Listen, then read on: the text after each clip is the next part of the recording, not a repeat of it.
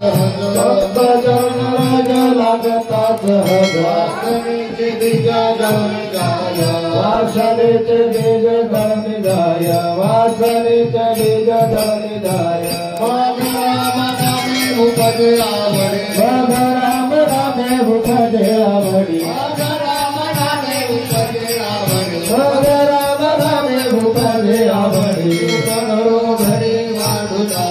सुख भरो घडी वाढू लागे सुख भरो घडी वाढू लागे प्रेम दाते नहीं निरलो कंठे प्रेम दाते नहीं निरलोटे प्रेम दाते नहीं निरलोटे कंठे प्रेम दाते नहीं निरलोटे प्रगटे राम रूप रोलाए प्रगटे राम रूप रोलाए प्रगटे राम रूप साधन सुलभ गो मटे सुख भरे साधन सुलभ गो मटे साधन सुलभ गो मटे सुख भरे साधन सुलभ गो मटे उपदिष्टे पूर्व पुण्य परे उपदिष्टे पूर्व पुण्य परे उपदिष्टे पूर्व पुण्य राम नामे उपजे आवडे राम नामे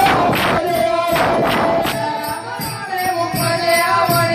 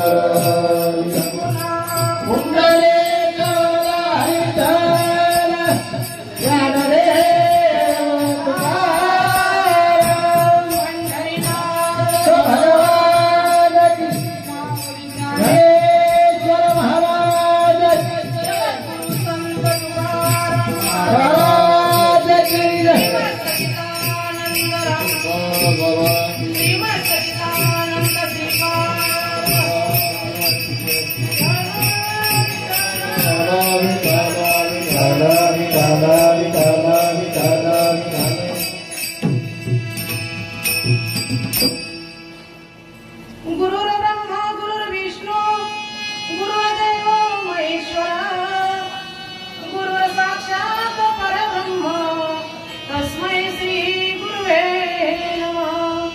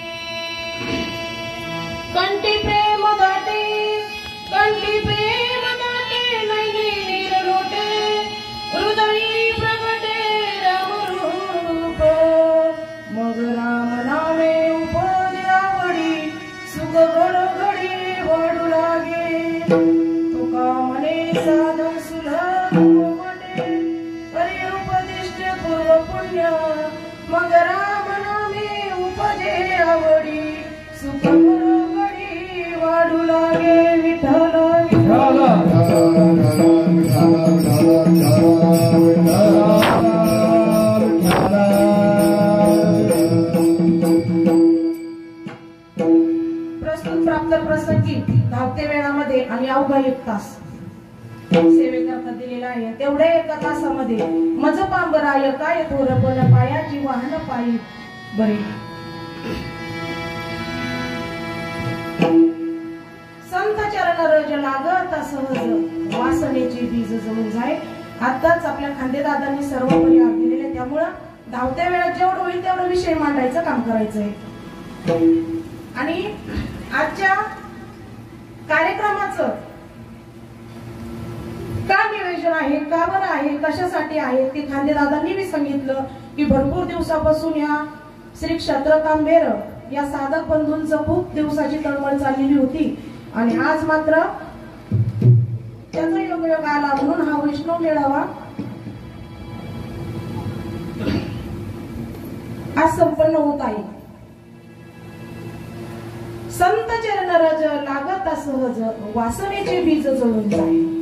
संतांचे चरण लागणं म्हणजे एवढं सोपं नाही. आणि समाजात असंच आहे, खऱ्याचं खोटं आणि लबाडाचं तोंड मोठं. आता आपला वैष्णव मेळा म्हटलं, आपली मोठीची वारी म्हटलं आणि आपल्या लोकांचं म्हणलं आणि नवे नवे तर आपल्या संप्रदायाच्या लोकांचं म्हणलं नाही तर नामधारकांचं म्हणलं की सगळ्यांना भीतीच वाटते, सगळ्यांनाच भीती वाटते. मग खरं जे खरं आहे ते मात्र पेलवत नाही.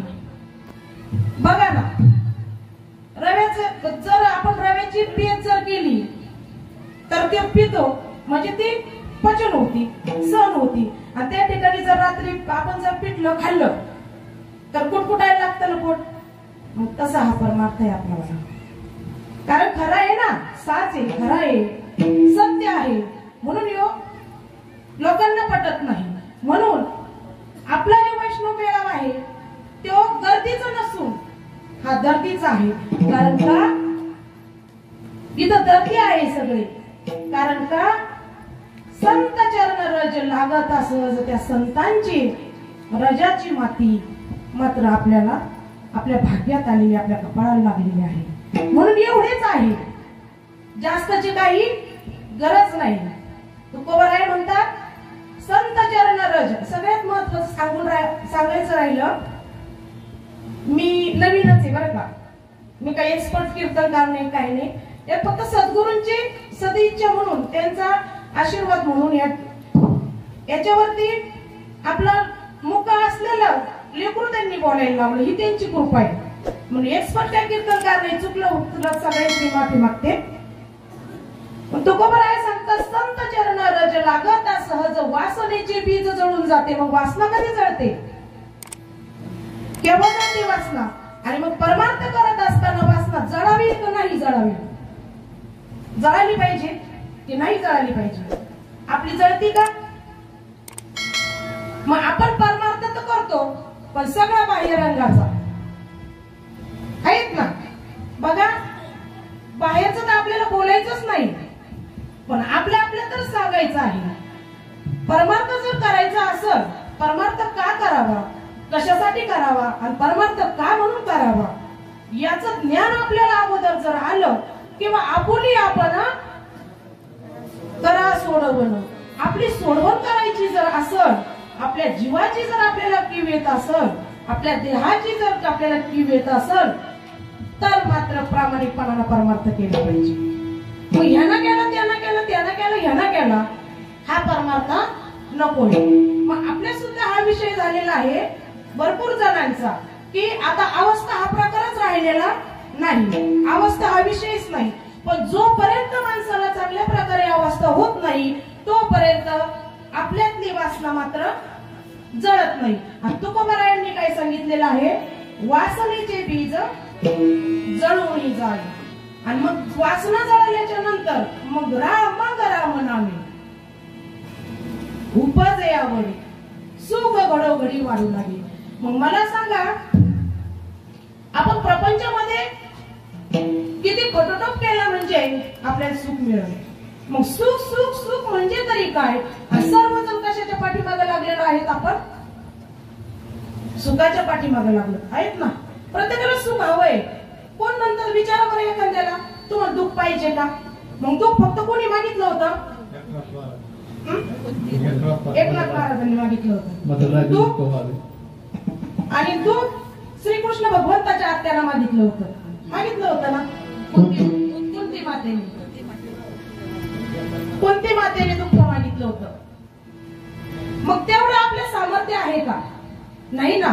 मग दुःख जराशी पचवायची आपल्यात ताकद नाही. फक्त सुख हवंय, फक्त सुख पाहिजे. आणि सुखा लागी करसी मग या सुखासाठी तळमळ करतो, पण सुख कुठं आहे हेच मात्र कळायला तयार नाही. मग सुख कुठं आहे आपण कधी विचार करतो का? आले यांना सांगितलं म्हणून त्यांना सांगितलं, आले कागबाई तू कुठं माळ घातली. आता कालचाच विषय झाला. परवा मी नगरला गेले होते आणि नगरला जात असताना बसमध्ये एक मला वडाळीची ताई भेटली आणि ती ताई म्हणली, गाव ताई कुठून आले? म्हणलं प्रवास बघून नगरला चालले. म्हणे का? तर म्हणलं माझी कुरडाईची डिलिव्हरी आहे, कुरडाई बनवून विकते बरं का मी. पण कुरडाईची डिलिव्हरी ते करायसाठी मी नगरला चालले. त्या कुरडाई कोल्हापूरला जाणार होत्या. मग त्यांची माझी अशीच बोलणं झालं. म्हणलं द्या मोबाईल नंबर द्या. म्हटल्या मोबाईल दिला. घरी गेल्याच्या नंतर घरी गेल्यावर फोन केला, तुम्ही ताई तुम्ही फक्त हाच व्यवसाय करत जातो? म्हणलं नाही, आमचा छोटासा प्रपंच आहे. तो छोटासा प्रपंच करत असताना आम्ही परमार्थिक पण आहोत आणि परमार्थ करतो. आणि परमभाग्यानं आम्हाला एवढे सद्गुरू चांगले लाभले की त्यांनी आमच्या लोखंडाचं सोनं करून टाकलं. मग त्यांनी असा विचार केला. ते म्हटल्या की माझ्या घरात पण मी आणि माझा एकच मुलगा आहे आणि मला बी कधी कधी ना मनगुद असते सारखं वाटतं, देव करावा वाटतो. मला बी वाटतं का देव करावा का हो? तुम्हाला वाटण्यावर देव करावा म्हणजे तुम्हाला दुःखाची जाणीव झाल्यावर देवाचं आठवण येते. मग तुमच्या म्हणण्यावर तुमच्या मताप्रमाणे देव करावा. मग देव करावं म्हणजे तरी काय? आणि देव का करावा? कशासाठी करावा? देव करणं गोष्टीची करायची गोष्ट आहे का? देव हा करायची गोष्ट म्हणजे तुमचं प्रपंचामध्ये मनगुत असलं का देव रिकामाची आहे की नाही? आणि प्रपंचात जरासं सुख लागलं, 5-50 हजार रुपयाचं कुणी प्रपंचाला हातभार लागला की संपला देव तू आणि मी कोण नाही तपासणार. म्हणून याला सुख म्हणतात का? अहो रात्र त्या सुखासाठी तळमळ करीत बसलो तरी ते सुख न हो. माझ्या ज्ञानोबरायांना सुद्धा सांगावं लागलं, विषयांचा परिपाडू, विषयांचा परिपाडू, गोड परमार्थ लागे कडू, कडू विषय तो गोडू जीवासी झाला. किती कडू विषय हा प्रपंच म्हणजे, किती सुख आहे त्या प्रपंचामध्ये, तरी सुद्धा आपल्याला सुटानासं झालं. एका गावामध्ये एक छोटासा दृष्टांत देते. एका गावामध्ये एक म्हातारे बाबा होते आणि त्यांना 4 मुलं होते. ते 4 मुलं असताना सगळा प्रपंच केला आणि आपला प्रपंच असा आहे, आपण आपला प्रपंच करावा असं वाटतो, आज्याचा करावा असं वाटतो, बापाचा करावा वाटतो, प्रपंचच प्रपंच. त्याच्यातून मात्र बाहेर निघायला तयार नाही. मग कधीतरी त्याचा विचार करून आपण त्याच्यापासून अलिप्त झालो पाहिजे. माझ्या तुकोबाराय सांगतात, जाळोनी संसार बैसलो अंगणी. मग खरंच त्यांनी असा रॉकेट टाकून गाडी लावून प्रपंच जाळला का हो? नाही ना. त्या प्रपंचाचा आतून त्याग केला. मग तसे तुम्ही आम्ही करायला तयार नाही. ते म्हातारे बाबा होते, जवळजवळ 80-90 वर्षापर्यंत त्यांनी प्रपंच केला. कालांतराने ते थकले आणि धार्मिक होते, परमार्थिक होते, ज्ञानी होते, खूप ज्ञान होतं त्यांना. आणि त्यांना हे बी माहित होतं की प्रपंचामध्ये किती दुःख आहे, पण तरी प्रपंच सुटत होता का? नाही. परंतु ते म्हणायचे, बोलाचाची भात बोलाचाची कढी, कोण जेवून तृप्त झाला, नुसतं बोलून भागत नाही. मग त्या बाबांनी परमार्थिक होते आणि ते वारंवार सांगायचे, प्रपंचात सुख नाही, प्रपंचात सुख नाही, प्रपंच हा नास्तिक आहे, नाशिवंत आहे. हे सांगत असून सुद्धा 90 वर्ष प्रपंच त्यांनी केला. आणि 90 वर्षाचं वय झाल्याच्या नंतर बाबा थकले, बाबा आजारी पडू लागले. बाबांना खूप मोठा असं वयाच्या मानानं त्यांना दुखणं आलं आणि ते अंथरून धरलं अंतरून धरल्याच्या नंतर खूप ज्ञानी असल्यामुळं तुकोबारायांनी सांगितलं माझं मरण मी पाहिले डोळा. तसं त्या बाबांना कळत होतं. मग ते कळत असताना ते या ऋषी मुनींकडे गेले, या तपस्वी साधूंकडे गेले आणि त्या साधूंकडे गेल्याच्या नंतर विचारलं बाबा माझा आता वय पूर्ण झालेलं आहे, माझा जायची वेळ आलेली आहे, मला भगवंत वैकुंठ श्रीरंग बोलवितो, आता मात्र ते भगवंत थोड्या दिवसात मला जाणं आहे, पर म्हणून मग तुम्ही माझं मरण कशात आहे किंवा आता मी मेलो तर माझा पुन्हा जन्म कशात आहे ते मला मात्र सांगा. विषय सांगायचा आहे की वासनेचे बीज जळूनच आहे. हे बीज जळालं, वासना जर जळली अंतःकरणातली तर भगवंताची भेट आहे. आणि वासना जर तशीच राहिली तर कितीही शोधा तुम्ही कुठंच सापडू शकत नाही. बघा आपल्या घरात जर कचरा असला, घर जर गच्च भरेल असलं आणि एखादा पाहुणा अचानक जर आला त्याला प्रश्न पडतो ना की घरामध्ये कुठं बसावा. बरोबर आहे ना. इथं कपडे, तिथं भांडे, तिथं ये, तिथं ते सगळ्या घरात बसावा आणि पाहुण्याला या बसा. कसं शिरल तो पाहुणा नाही ना. आतमध्ये येईल का ते म्हणून पाय टाकायला जागा नाही आणि घरात बसावं कसं.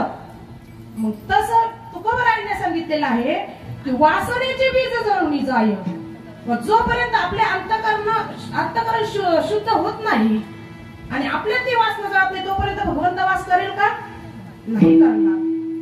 बाबा त्या ऋषींकडे गेले, त्या तपस्वी बाबांकडे गेले आणि त्यांना विचारलं. त्यांनी सांगितलं बाबा तुमचं थोड्याच दिवसावर मरण आहे आणि आता तुम्ही मरणार, परंतु तुमचं पुढचं जन्म जो आहे तो डुकराचा आहे म्हणले. डुकराच्या पोटी तुम्ही जन्माला येणार म्हणले. आता डुकराच्या पोटी जन्माला येणार म्हणल्यावर ते असं कसं तरीच वाटलं ना त्याला. डुकराच्या पोटी आपण एवढं पुण्य करून पण जन्माला काय हवं. आता जसे कर्म केले तेची भोग आले. कर्म झाले तेची भोग आले, कर्म झाले तेची भोग आले, कर्म झाले तेची भोग आले, कर्म झाले तेची भोग आले.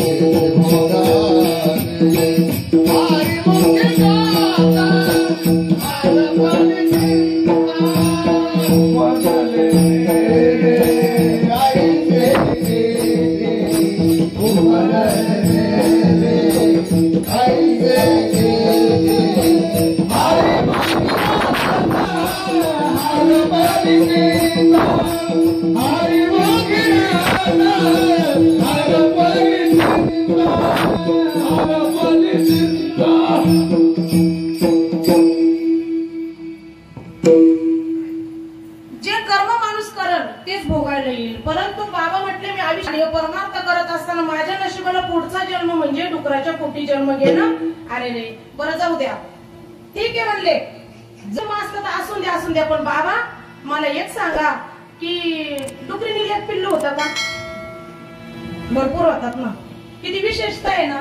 आपलं एवढासा प्रपंच आहे आणि वरून आपण म्हणतो लई नाही पोटापुरती देवा. लई नको, फक्त पोटापुरतं दे. पण किती समाधानी आपल्याला आहे का? नाही ना. काहीच नको.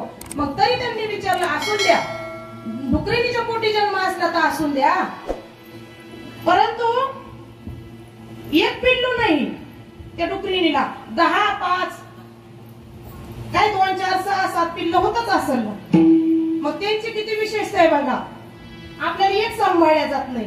एक जर लेकरू असला तर हातपाय आदळतो. संसार प्रपंच. गाडी घ्यायची, माडी बांधायची, शेती घ्यायची, त्याचे बांधकोर खोटं बोल. अहो रात्र नुसतं धडपड करत असतो. आणि मग किती आपण किती प्रपंच केला म्हणजे किती सुखी झाले ना आपण सुखी होऊ नाही ना, आहे की नाही? पण मात्र आपण काय म्हणतो, हे झालं का समाधान झालं, ते झालं का समाधानी झालं, ते झालं, पण समाधान मात्र कुठंच नाही. मग ते म्हणले तिला काही एक पिल्लू होत नाही म्हणले, तिला 5 ते 6 पिल्ल होतात. मग मला सांगा कसल्या कलरचा जन्मला येतात, पण कलर आता पांढरा राहतो, भुरका राहतो, काळा राहतो, पिवळा राहतो, अनेक प्रकारचे कलर राहते. मग त्यातला माझा कलर तुम्ही सांगा म्हणले, माझा कलर कोणता आहे ते सांगा म्हणले.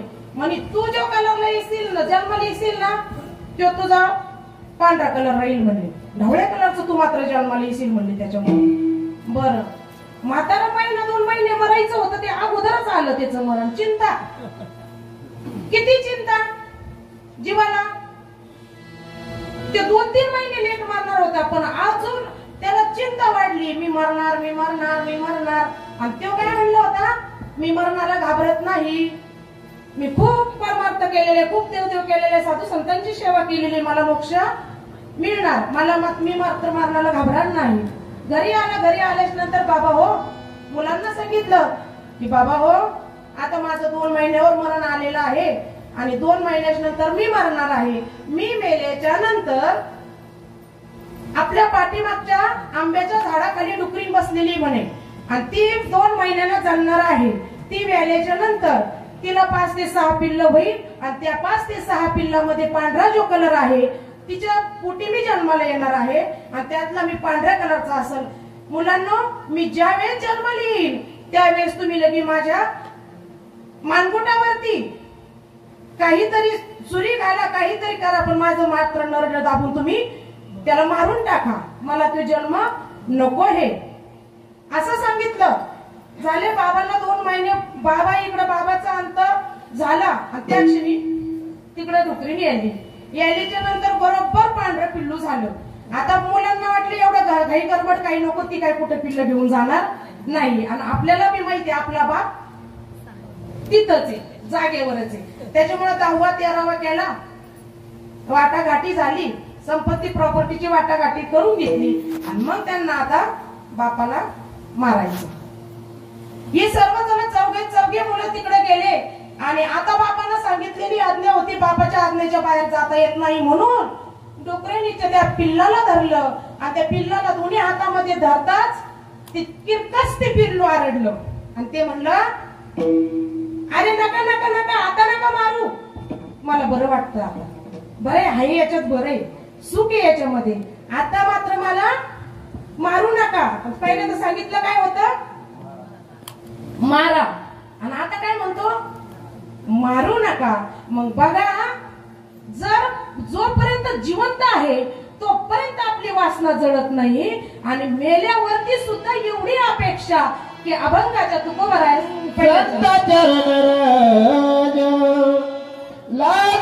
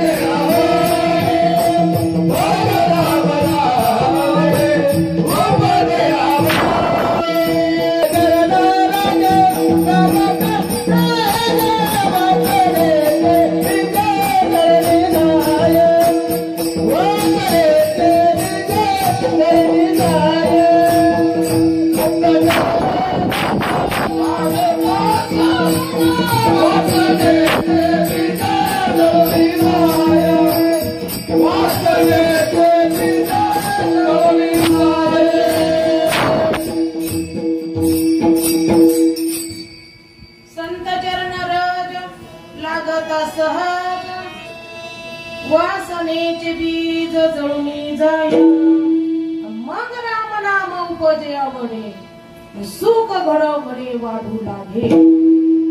मग सुख कशात आहे? काय सुख आहे? सुखाची व्याख्या तरी काय आहे? कुठं सुख आहे? मग ते सुख जे आहे ते संतांच्या पायी आहे. मग आपण मात्र संत सद्गुरु यांच्यात संगतीला नकोच नको. आणि कारण तर सद्गुरु नकोच. देव हवा आहे. देव प्रत्येकाला आवडतो ना? आवडतो की नाही? सगळ्यांना देव आवडतो. पण सद्गुरु गुरु आवडतात का? गुरुच्या ताब्यात राहावं लागतं. संतांच्या ताब्यात राहावं लागतं. म्हणून आपल्याला गुरु आवडत नाही. म्हणून आपल्याला संत आवडत नाही. बघा ना, आपण जर जरा विचार जर केला ना की बघा, जर मुलाचं जर आपण एखाद्या वेळेस शर्ट नाही धुतला, ताई नाही धुतला, किती हातपाय आदळतो तो, आदळतो का नाही? आई तू शर्ट नाही धुतला, आई तू शर्ट नाही धुतला, आई तू शर्ट नाही धुतला, किती आरडाओरडा करतो. मग तिथं सुख आहे का? अजिबात नाही. तसं जर आपण देवाऱ्यातला देव एका दिवशी धुतलाच नाही, देवाऱ्यातल्या देवाची पूजा केली नाही, देव बोलतो का आपल्याला? काही गरज नाही त्याला. देव म्हणतो तू नाही तर तुझा बाप दुसरा. काही गरज नाही त्याला. नको तुम्हाला आंघोळ घालू. 15 दिवस त्या देवावर बाराचा खकाना बसून दे, देव झाकून जाऊ दे, पण काही गरज नाही त्या देवाला. परंतु मुलगा जर शर्ट नाही धुतला तर ते बोलले बिगर राहत नाही. म्हणून देवाची तक्रार आहे का? नाही. मग तसं आपण जरा नामस्मरण नाही करून द्या. आता कालचाच विषय झाला. काल मी नाही आले तर मला ताई लगेच ओरडल्या, तू तर म्हणली का मुक्कामी येणार होती, का नाही आली? मग त्यांच्या आधीन राहावं लागतं. त्यांच्या शब्दाच्या आधीन राहावं लागतं. सद्गुरूच्या सान्निध्यात राहावं लागतं. आणि मग उगाच राय पडोनी पायी गेलं ते संताचे पायी. हा माझा विश्वास. हा असं ते ठाई उगाच आपल्या येण्याचं मत घेऊन जर त्यांच्या पायाशी जर राहिलं तर आपल्या जीवाचं सोनं झाले बिगर राहणार नाही. आणि परंतु आपल्याला ते नको वाटतं. आवडते का सद्गुरू आपल्याला? नाही ना.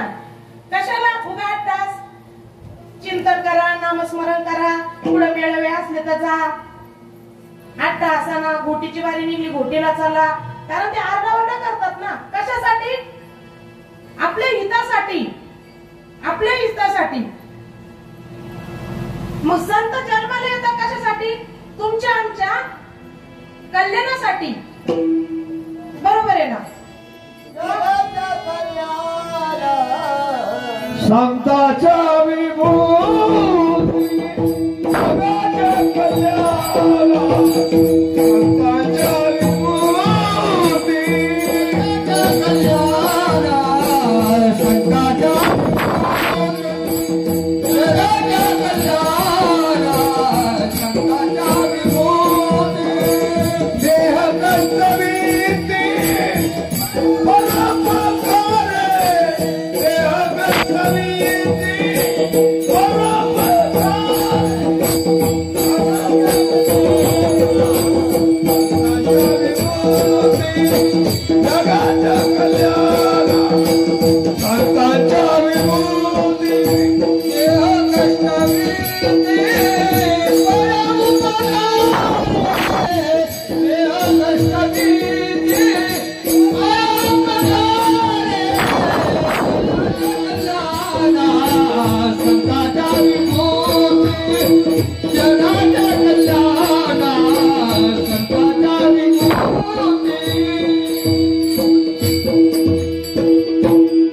जगाच्या कल्याणाला, संताच्या विभूती देह कर्तव्यते बघा, एवढे 8 तासांना परमार्थ सांगतात ते आपल्याला. किती 8 तास आहे आणि काय फायदा आहे त्यांचा? दारामध्ये एखादं झाड जर असलं आणि त्या झाडाचे जे पानं आहेत ते चैती पालवी फुटायच्या अगोदर गळतात ना सगळे. मग आपण सकाळी उठलो की जे ते झाड जे आहे त्या झाडाचे पानं गच्च अंगण भरतं ना. मग सकाळी उठलो काय म्हणतो, काय बाई रोजच कटकट, झोळ घ्यायचं, रोज झाडू घ्यायचं, रोज झाडीत बसायचं, गमिले पानं भरायचे. किती कंटाळा येतो ना त्याचा. नको नको असं वाटतं त्या वेळेला, कारण झाडायचं जीवर येतं ना, वाटतं की नाही. मग तसं जोपर्यंत ते पानं भरायचे तोपर्यंत आपल्याला जीवर येतं. आणि आता जा बरं, ते झाडाखाली किती गार लागतं ना, काय वाटतं, किती मन असं प्रसन्न होतं. बाई बरं झालं एवढे दिवस झाड मी जपून ठेवलं, आज मला त्याची सावलीचा उपयोग झाला. आणि तोपर्यंत तसं सद्गुरु संतांचं आहे, जोपर्यंत आहे तोपर्यंत किंमत नाही. आणि जोपर्यंत ते आहे, आज येईल आपल्याला कंटाळा त्यांचा, आज आपण नको नकोशी करू, नको वाटल, कारण त्यांच्या सानिध्यात राहावं लागतं, त्यांच्या शब्दाच्या अधीन राहावं लागतं, म्हणून नको नको वाटतं. पण उद्या जर गेले ना, तर जशी ती झाडाची सावली आपल्याला प्रसन्न वाटत होते, तसे आपल्या मस्तकावरचं कृपाक्षेत्र गेल्याच्या नंतर आणि जेव्हा ऊन लागल तेव्हा आपल्याला कळलं, गेले दिगंबर ईश्वर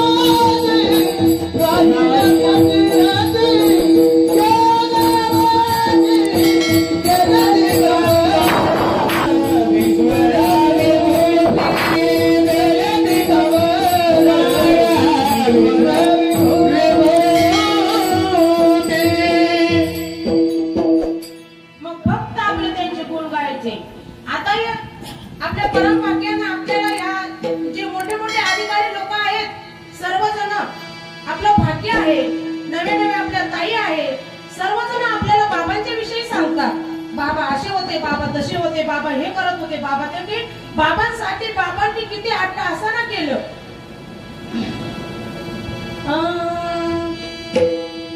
वन वन फिरले कण कण झिजले दुःखी लोकांसाठी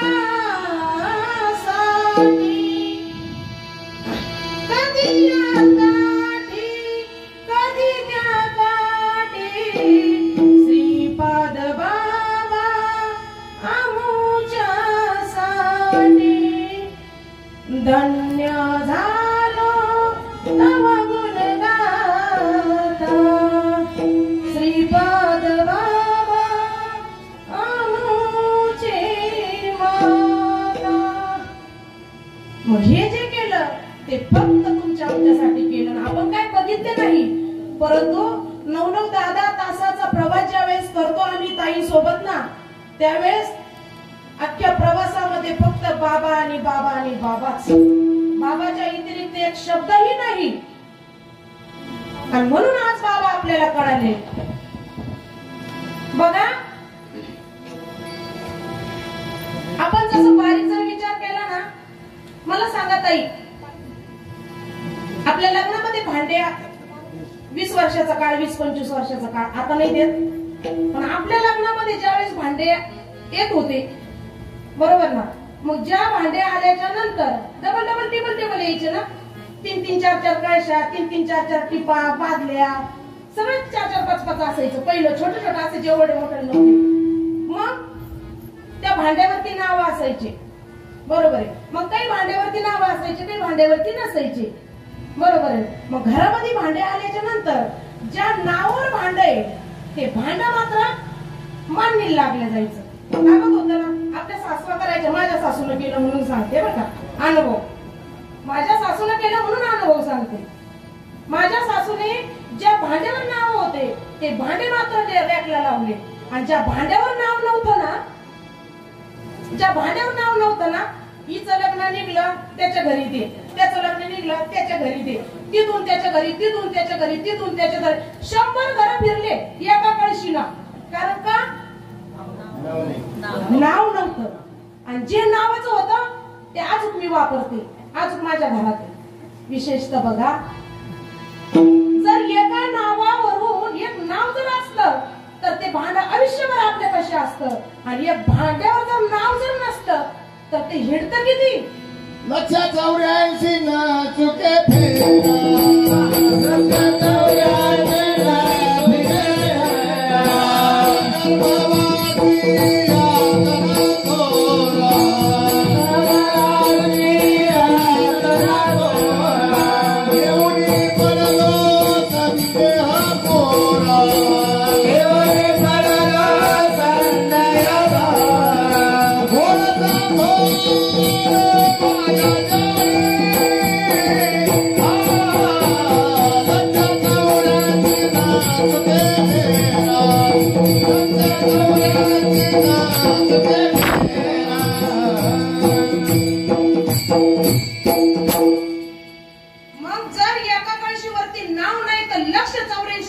चुकल्याशिवाय राहणार नाही तुम्ही आम्ही तर जीवात्म्या आहेत.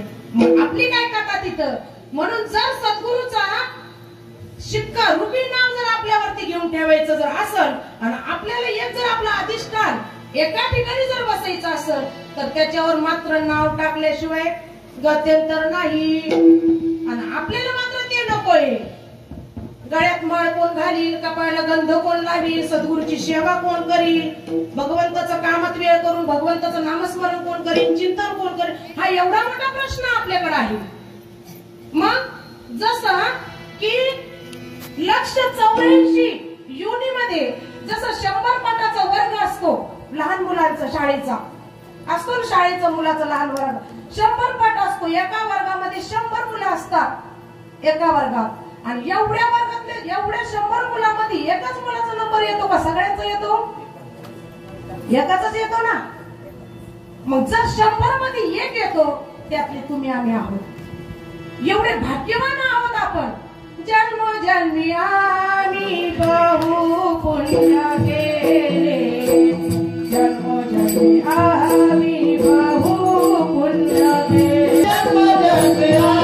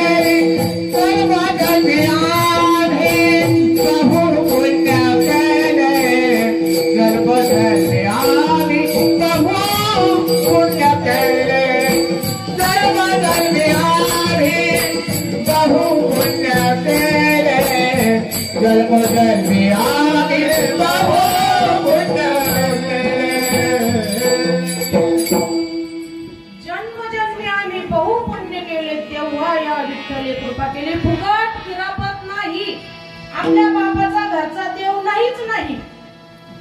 देव नाहीच आपल्या बापाचा, आणि तो आपलाही नाही. आणि जर आपण जर सद्गुरूच्या वरती हस्तक आपल्यावरती पडला नसता तर देव भेटला असता का? आणि देव नसता भेटला तर आपण या सभा मंडपात बसलो असतो का? मग किती पुण्य आपलं, किती पुण्य आहे, जन्म जन्माचं पुण्य आहे. म्हणून आज या व्यासपीठावरती आपण आहोत. म्हणून या व्यासपीठावरती आपण आहोत. जन्मजन्मीचं पुण्य आहे, आणि ते परम भाग्यानं आपल्याला आज आलेलं आहे. आणि म्हणून आज या जागेवर आपण बसलेलो आहोत.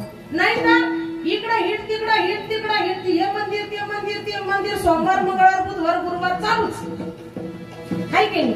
या देवाला नैवेद्य, त्या देवाला नैवेद्य, त्या देवाला नैवेद्य, कोणताच देव खाईना आणि कुठंच काही उपयोग होईना. होईना.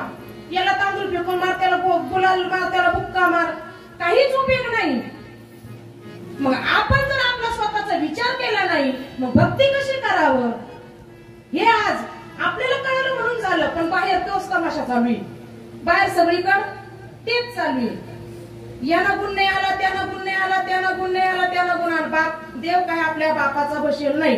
सद्गुरूंनी देव आपल्यापर्यंत पोहोचवला, तो म्हणजे काय आपल्या संसार प्रपंचासाठी नाही. देवानं सांगितलं, तू जर ते घरानं घेऊन माझ्याकडे येत असल तर तू येऊच नको. तुझ्या वाचून नडलं नाही. तू तुझं स्वतःच बोल, तुझं बोल, तुला काय करायचं आहे.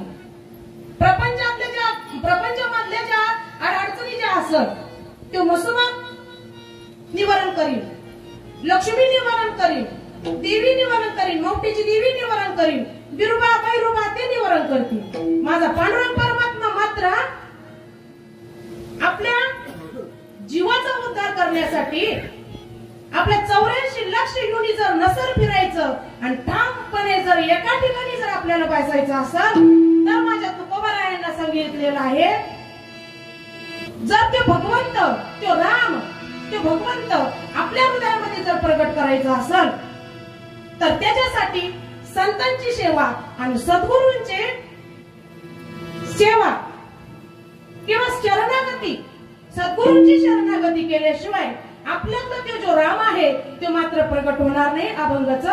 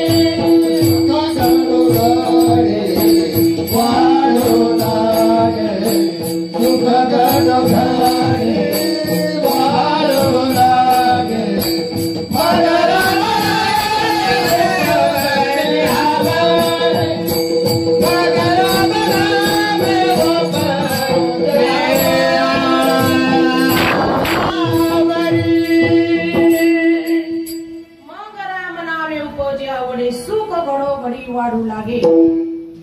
मग आपल्याला जर सुख बघायचं असेल तर आपल्याला हिंडून फिरून चालणार नाही. आणि आपल्याला हिंडून चालणार नाहीच नाही, पण आपल्याला काड्या करून पण चालणार नाही. आपल्यातच विषय बोलायचा. आता काडामोडीचे भरपूर चाललेले, नुसते इथं काड्या तिथं काड्या तिथं काड्या, म्हणजे जो करतोय ना त्याचा पण वाटोळ. मी नाही करीत तर तू पण करू नको, झालं ना. असा विषय आहेत ना आपल्यात भरपूर झालेला आहे. येते अनुग्रह घेते आणि जाती. मी एखाद्याला सांगितलं का महादेवाला बेल वागत, तिकडेच बेल वाच हिंडती. ती दुसरी जी अनुग्रही त्याची नाम साधना करते तिला म्हणती काय करायचं त्याचं, चल इकडं. महादेवाची पूजा केल्याच्या नंतर पुरीला पोरग होतं, महादेवाची पूजा केल्याच्या नंतर नवरा दारू सोडितो, महादेवाची पूजा केल्याच्या नंतर कर्ज माफ होतं. आपल्या बापाच्या घरचा आहे का महादेव? मग इकडे आली आणि इकडे कोणाची भक्ती केली? भगवत परमात्म्याची, पांडुरंगाची. आणि दुसरीनं काय सांगितलं? महादेवाची. तिकडे जाऊन म्हणे महादेवाची. आणि इथं तर तुकोबा राय काय सांगतात? मातीचा केला पशुपती, काय त्या मातीची महती. गंगेमध्ये जाते, वाळू जमा करते आणि वाळू जमा केल्याच्या नंतर त्याच्यावर एकदम भक्तिभावानं फुलवाती, अगरबत्ती वाती, कापूर जाळती, सगळं करती. साष्टांग दंडवत त्या महादेवाला घेते ना. का आलीच दुसरी आणि दुसरी आली की ती खाली पाहत नाही, काय नाही काय नाही, की हिचा महादेव किती भावाचा आहे खालचा, किती भावे वाटल्या तुमच्या महादेवामध्ये वाळूच्या खालच्या. तुकोबारायांनी सांगितलं आपलं थोडी ते मातीचा केला पशुपती. काय महत्व आहे त्याला, काय अर्थ आहे त्याला? नाही ना. दुसरी आधी का चाललीच त्याच्यावर जागारा फिरवी, आहे का काही महत्व त्याला? अजिबात नाही.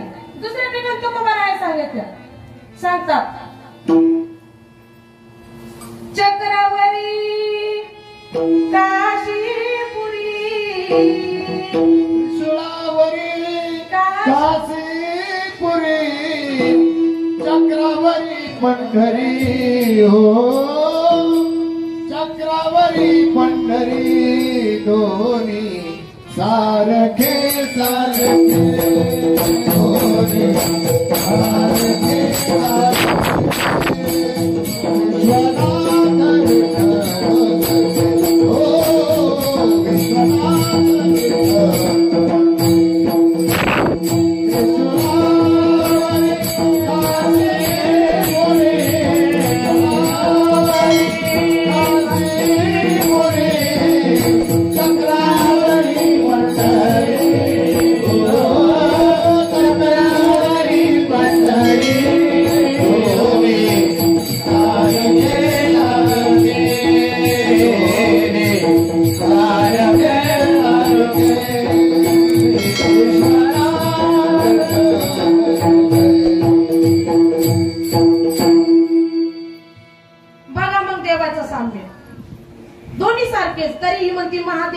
पांडुरंग, ही म्हणती महादेव, कशाचाच काही ताळमेळ मात्र लागणार नाही. आणि असं करून करून हिचं पण वाटवळ त्याचं पण वाटवळ. असाच सुंदर असा दृष्टांत बाबांचाच आहे. आणि तो मी माझ्या वाचण्यात आला की मला वेळ झाल्यावर सांगा बरं का, मला वेळ हा असं. एक जोडपं होतं म्हणे, आणि ते जोडपं दोन्ही पण आंधळे होते, नवरा आणि बायको बी दोन्ही आंधळे होते. आणि ते आंधळे होते, त्यांच्या पोटी जन्माला येणारे 4 मुलं झाले, तेही आंधळेच, ते पण आंधळे. परंतु परम भाग्यानं त्याच्यातला एक जो मुलगा आहे, तो 5वा मुलगा, तो डोळ्यात जन्मला. त्याला दृष्टी दिली देवा भगवंताना. शेवटी कर्म. मग हे 4 आंधळे आणि तो एक 5वा, तो डोळस. ते एकदा खाता खेळता बोलायला रांगायला चालायला लागला आणि त्याला कळायला लागलं की हे झाड आहे, हा सूर्य आहे, हा प्रकाश आहे, ही माणसं आहे. त्याला बोलता यायला लागलं, त्याला सगळं दृष्टीनं मात्र दिसायला लागलं. मग त्याला जे दिसत होतं ते खरं होतं ना खरं. आणि यांना जन्मताच दृष्टी नव्हती, दिसत नव्हतं. मग तो सांगायचा की हे झाड आहे समोर, माणसं आहेत, हे पाणी आहे, पाण्याचा रंग असा आहे, हे कपडे आहे, कपड्याचा रंग असा आहे, माती अशी आहे, माणसं अशी आहे, माणसं चालतात बोलतात फिरतात, हे सगळं ते सांगायचं त्यांना. परंतु यांना त्याचं खोटं वाटायचं, कारण कधी पाहिलंच नाही, सूर्य कसा उगवतो, कसा माळवतो, प्रकाश कसा आहे, हे मात्र त्यांनी कधीच पाहिलं नाही. म्हणून ते काय करायचे, याला खोटं ठरवायचे. पण याचं त्रिवार मात्र सत्य होतं, खरंच होतं. आणि तो जीव तोडून त्यांना सांगायचा की नाही, मी जे सांगतो ते खरं आहे, जे सांगतो ते. हे काय म्हणले, आई म्हणली नाही म्हणे, पहिले 4 मुलं जे मला झाले होते ना म्हणे, तर ते असे कधीच बोलत नव्हते म्हणे, ते कधीच असं सांगत नव्हते, सांगितलं पण नाही, सांगत पण नाही म्हणे ते. पण ह्यो कोणीतरी वेगळा विचित्र जन्माला आलेला आहे म्हणे, याला काय करा म्हणे आता काहीतरी. हा, मग त्यांनी सळ्या तापल्या आणि त्या पोराच्या डोळ्यात घातल्या. हम आते तुम आंधे, सब आंधे का बाजार मेला.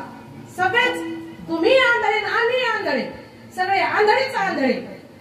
मग तो डोळस असून सुद्धा त्याला सळई घातली, त्याला मात्र पाहून दिलं नाही. आणि हे तर हे आंधळे त्यालाही झालं मग आपल्यात बी तीच परिस्थिती झाली. तुका म्हणे कैसे आंधळे हे गणा, तुका म्हणे कैसे आंधळे हे गणा, कैसे आंधळे हे गणा, कैसे आंधळे हे गणा,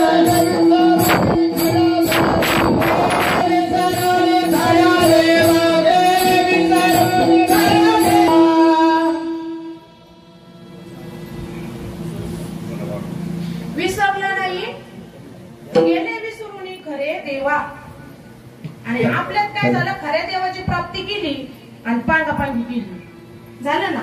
आता एखाद्या ठिकाणी जर वैश करायचं ठरलं, आमच्याकडे पण तेच आहे, म्हणजे माझ्या गावात पण झाले 2-3 वर्ष मेळावे. आता करायचं ठरलं तर यो म्हणतो, तो म्हणतो वैष्णव मेळावा करू, आम्ही योगदान पण भरपूर देऊ, सगळं करू, पण आमच्या मताप्रमाणे ठरायचं, आमच्या मताप्रमाणे. म्हणजे ज्याचं त्याचं मत वेगवेगळं आहे. मग सगळ्या खंडीच्या वर्णाचा नाश, सगळं तुमचाही नाश आणि आमचाही नाश, हाच प्रकार झालेला आहे. का तुम्ही तर म्हणता सद्गुरू केला, तत्वज्ञान, तुम्ही सगळं तत्वज्ञान हे केलं, साठवलंय, भगवंताशी एक रूप झालात, सांगता पण मी तू पण जाऊ दे दुरी, एकच गोंगडी पांघरू हरी नाही ना. मग असं म्हणून तुमचा गुरु आमचा गुरु एकच, तुम्हाला जे दिलं ते आम्हाला दिलं, तुम्ही ज्याचं चिंतन केलं त्याचं आम्ही पण केलं. पण हे सगळ्या गोष्टी होतात, पण आता तो भाव का जात नाही, का जात नाही, गेलं पाहिजे ना. मग जर आताच अभंगाची सुरुवातच आहे, संत चरणाराच्या लागत असत वासनेची बीज जळून जाईल.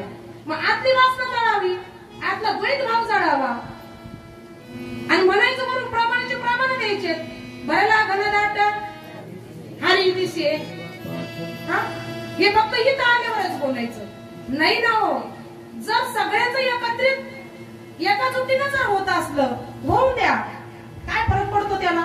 बरं सगळे एकाच आईचे लेकर आहेत ना आपण, मग ताणल्यानं तुटत असतं, ताणल्यानं तुटत असतं, आणि जेवढं आपण मिळून घेतलं तेवढं मात्र जुळत असतं. पण आता हल्ली ते झालेलं नाही. साधा वैष्णव मेळावा करायचे तरी सुद्धा वळतात. कशासाठी? सगळे एकाच आईचे लेकर आहे, सगळ्यांनी सारखं राहिलं पाहिजे, सगळ्यांनी कारण एक जो भगवंत जो आहे, आताच दादांनी बी सांगितलं, हारामध्ये धागा एकच आहे पण फुलं मात्र अनेक आहे. मग सगळ्यांच्या मधला भगवंत एकच आहे, सगळ्यांच्या मधला अधिष्ठान सद्गुरू सच्चिदानंद श्रीपाद बाबांचा आहे. मग तुम्ही पण कशासाठी? मग आता तसं नाही की ज्याला त्याला त्याच्या मोठ्यापणा मिरवायची सवय लागलेली. याला वाटतं मला मोठं समजावा, त्याला वाटतं मला मोठं समजावं, प्रत्येकाला. पण नाही ना हो, कुठंतरी तुम्ही पडून राहा, कुठंतरी नम्रपणाने राहा, आणि नम्रतेने राहिलं तरच आपला फायदा आहे. आणि नम्रपणा जर नाही धरला तर मात्र नुकसान झालेली राहणार नाही. मग आपल्यात नम्रपणा असावा लागतो. परमार्थ करायचं म्हणजे नम्रपणा असावा लागतो. मग परमार्थ म्हणजे तरी काय हो? कसा परमार्थ आहे? काय परमार्थ आहे? प्रपंचामध्ये सुख मिळावं म्हणून परमार्थ आहे. तुम्हाला 4 गावामध्ये लोकांनी 10-10 हजाराचे पाकिट द्यावं, 50-50 हजाराचे पाकिट द्यावं म्हणून परमार्थ आहे. तुमच्या माड्या गाड्या मोठ्या व्हावं म्हणून परमार्थ आहे नाही ना. म्हणजे सद्गुरूंनी तुम्हाला सांगितलं, जे सर्वसामान्यांना सांगितलं, जो व्यासपीठ जो चालवतो त्यालाही सांगितलं, सगळ्यांकडे सारखं एकच तत्व आहे, तर एकाच तत्वाने सगळ्यांनी सारखं राहिलं पाहिजे. धावपळ मात्र केली नाही पाहिजे, तरच त्या साधक म्हणण्याला अर्थ आहे. साधक म्हणून घेण्याला ते काहीतरी महत्व आहे, नाहीतर नाही ना. मग देव शोधतो आपण, देव शोधायला निघलो आणि देव पाहतो, देव इकडेच डापळत हिंडतो, आणि किती जरी डापळला तर देव भेटणार नाही. कारण का? इकडे सद्गुरू विषय खोट मनामध्ये, आणि तिकडं साऱ्या गावामध्ये बॉम्बे मॅच फिरायचं, त्यांना देव सापडणार नाही. असंच एकदा रस्त्याने चालताना एक सुशिक्षित जोडपं मुंबईवरून आलं, आमच्या नवले दादांसारखं, आणि त्यांच्यासारखे जोडपं आलं. आणि मग मुंबईमध्ये मिरच्या खूप महाग असतात ना, नवले दादा राहते ना, मिरच्या लवंगी गावरान मिरच्या राहते ना. मग चालता गाडी चालताना असंच आमच्या ताईंना दिसले की मिरच्याचं शेत आहे बुवा इथं, आणि ते मिरच्याचं शेत दिसल्याच्या नंतर ताई म्हणल्या, हो नंतर शेतात गेले. शेतात गेल्याच्या नंतर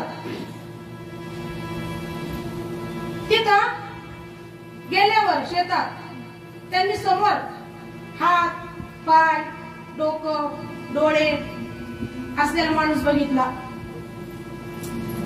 ते माणूस बघितला आणि ताई म्हणतात जा बरं विचारा त्यांना मिरच्या काय भावी काय किलो मिरच्या देतात विचारलं त्यांना.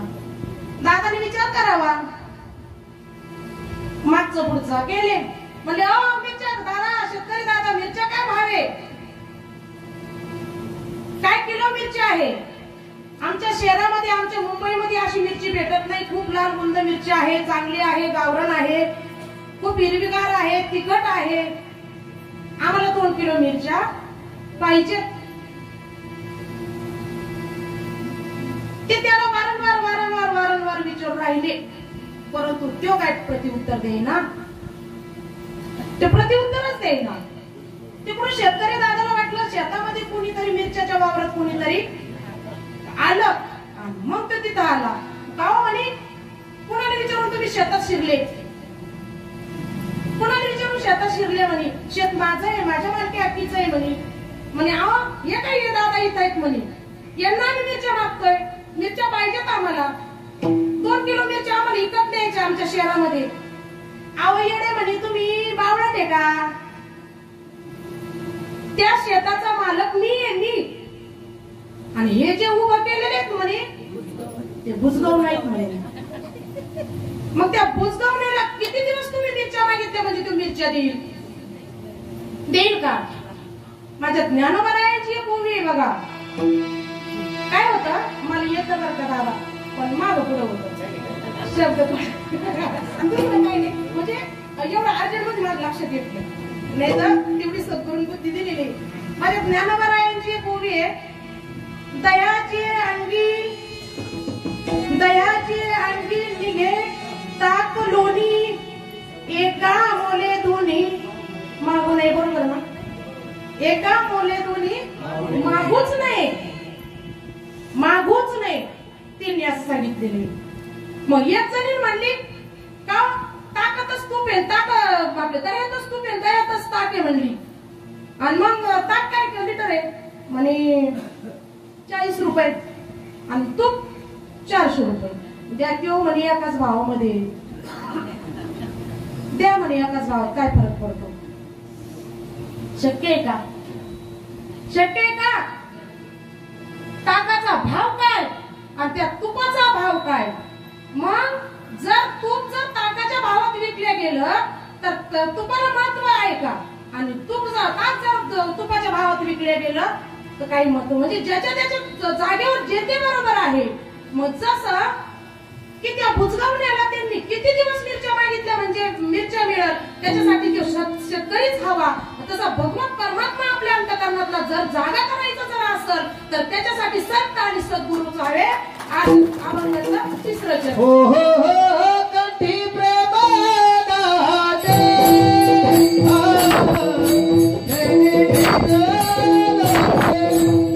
Oh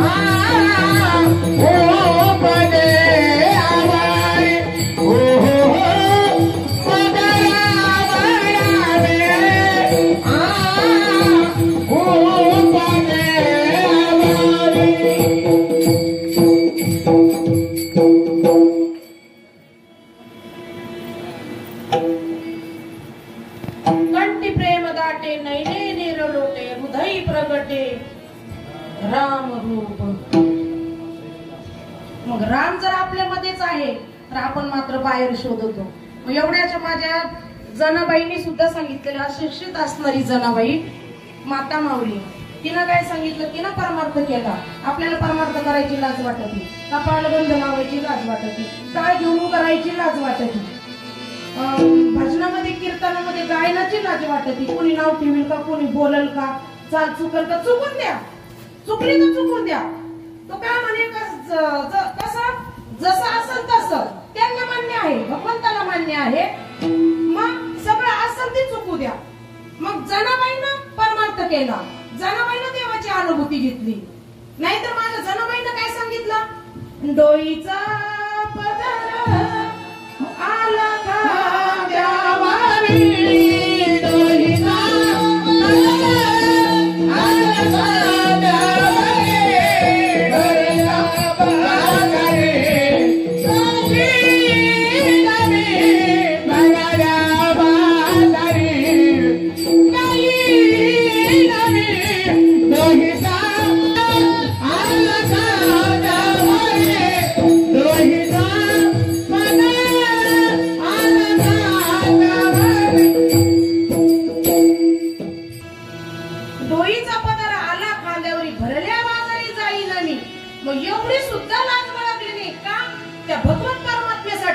भगवंताच्या नामचिंतनासाठी, देव माझा माझा मी देवाचा. मग खऱ्या अर्थानं त्या देवाची जर प्राप्ती आपल्याला करून घ्यायची असेल आणि त्या देवाचा जर आपल्याला बघायचं असेल, त्यासाठी संतांची शरणागती खूप महत्वाची आहे, सद्गुरूंची शरणागती खूप महत्वाची आहे आणि प्रामाणिकपणानं परमार्थ करणं खूप महत्वाचे आहे. तरच तो भगवत परमात्मा, विटेवरचा परमात्मा जो आहे तो आपल्या अंतःकरणामध्ये वास करेल. म्हणून एक वार त्या भगवत परमात्म्याचं भजन करून विठोबा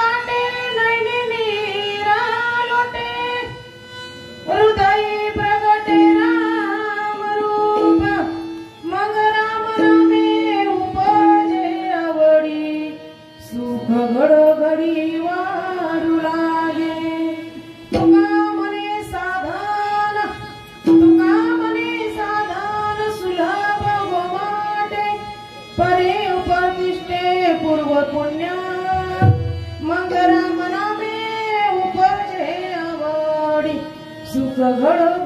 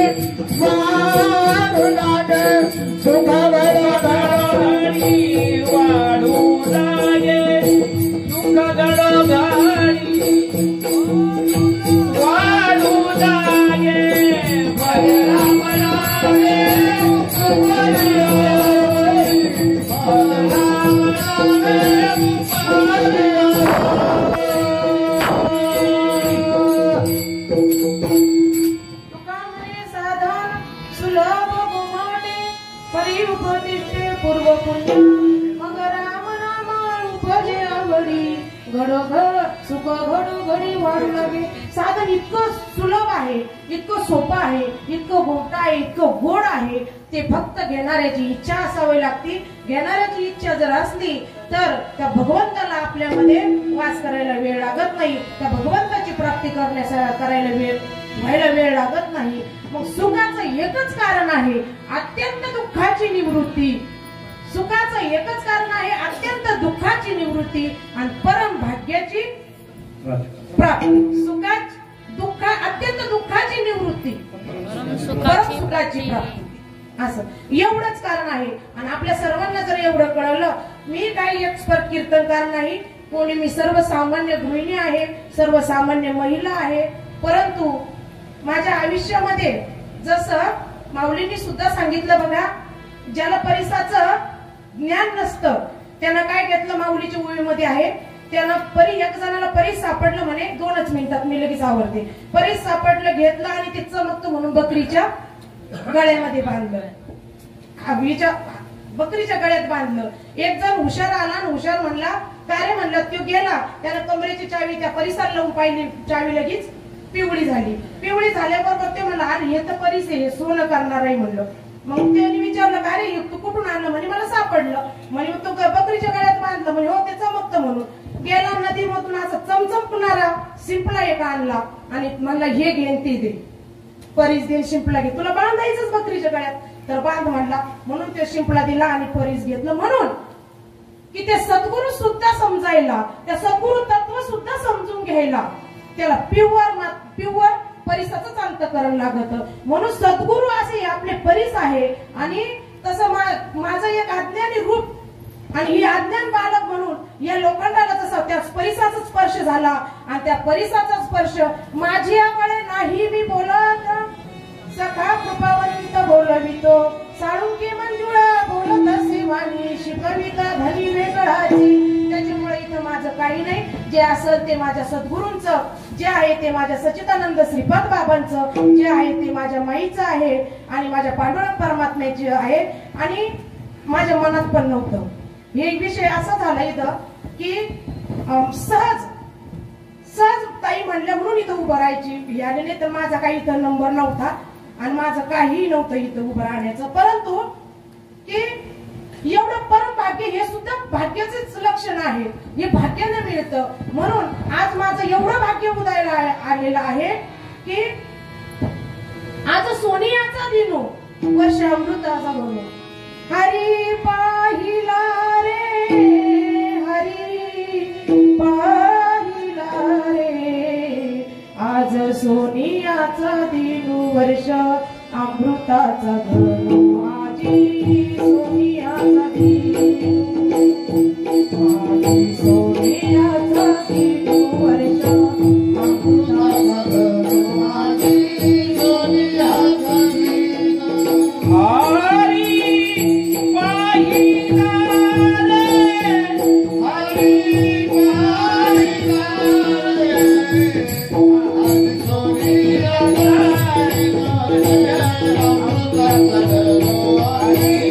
सोनियाचा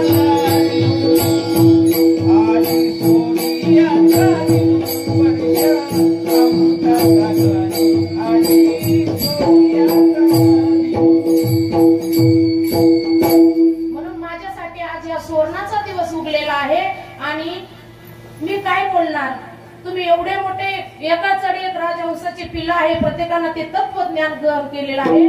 म्हणून माझं छोटस तोंड, मी ज्ञान सांगायला मात्र आलेले नाही, ज्ञान वाढवायला मी आलेले आहे. म्हणून माझ्या सद्गुरूंची कृपा, सद्गुरूंचा आदेश, माझ्या माईंचा आदेश म्हणून मी इथे उभी राहिले.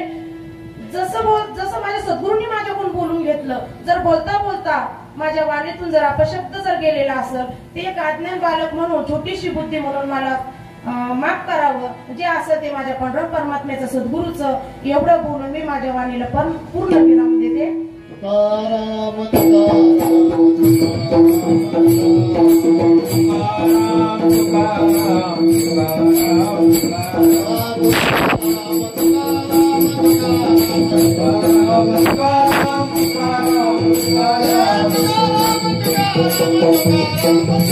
Thank you.